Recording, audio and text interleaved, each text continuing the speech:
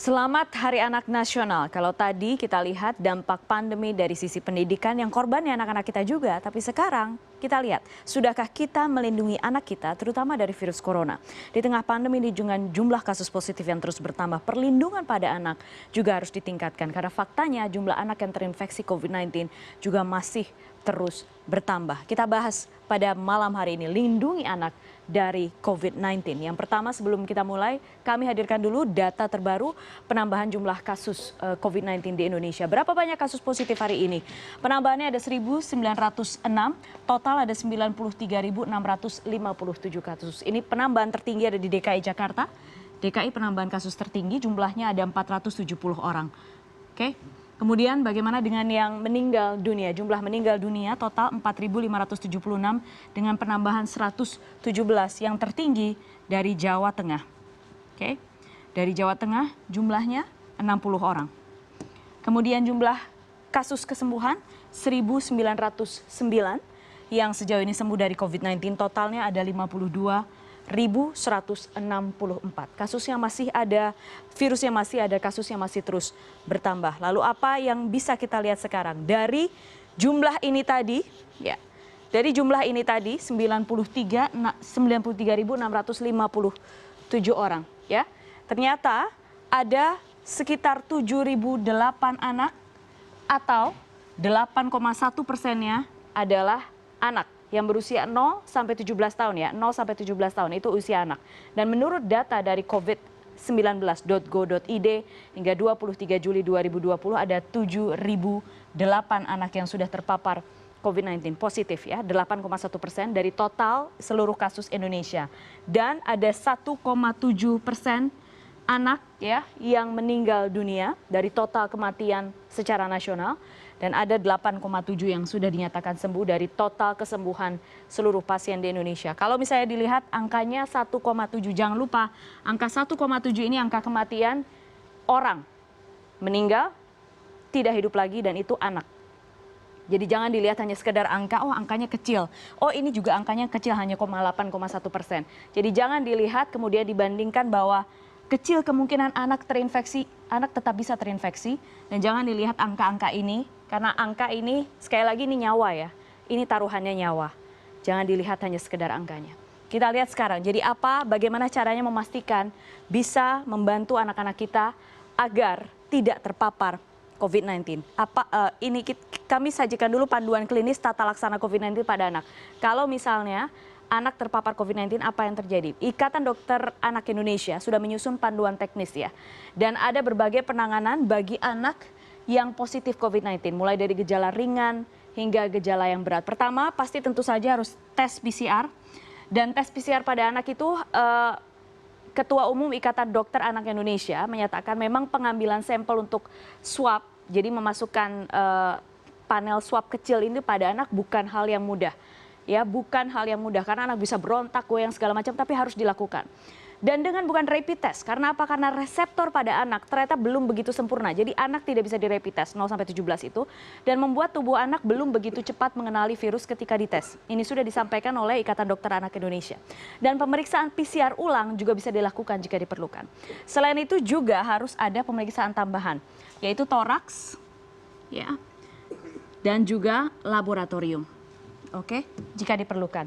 Dan anak yang terinfeksi COVID-19 ini kemudian harus memenuhi nutrisinya dengan sebaik-baiknya, yang baik dan tepat ya. Apa itu sayur, buah, semua makanan yang ada di tanah Indonesia.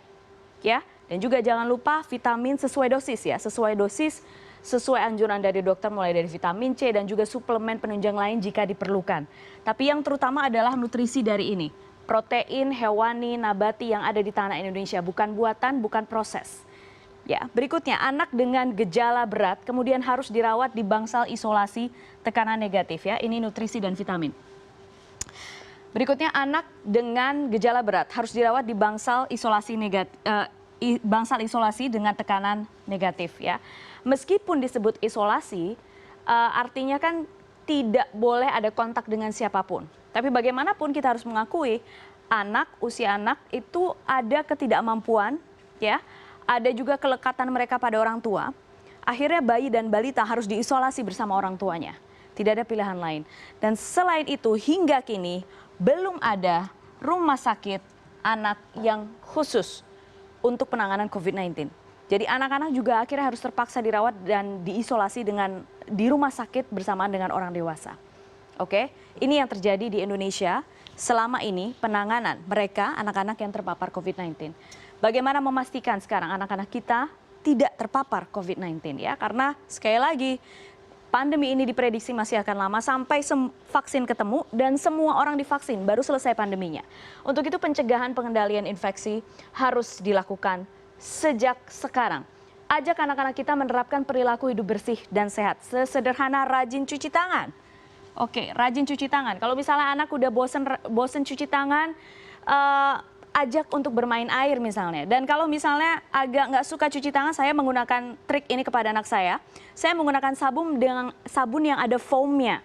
Jadi supaya senang, karena anak saya balita. Jadi mereka masih agak kurang bisa paham kenapa harus sering cuci tangan.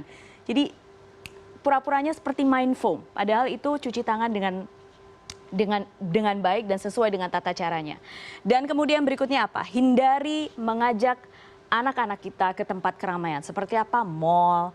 Kemudian kalau tidak perlu-perlu banget tidak usah dulu menggunakan kendaraan umum karena sekali lagi kayak di KRL juga sudah disarankan balita dan lansia tidak boleh naik ke KRL. Kemudian jangan sampai juga dihindari juga datang ke kondangan ya. Jangan lupa Juni lalu ada kasus di Cirebon, ingat ada bayi usianya 50 hari positif COVID-19 setelah diajak orang tuanya ke kondangan. Dan kemudian kita lihat sesuai dengan aturan sejumlah tempat wisata dan transportasi publik juga sudah melarang anak ada di sana. Seperti yang tadi saya sampaikan KRL, balita dan lansia juga tidak boleh naik.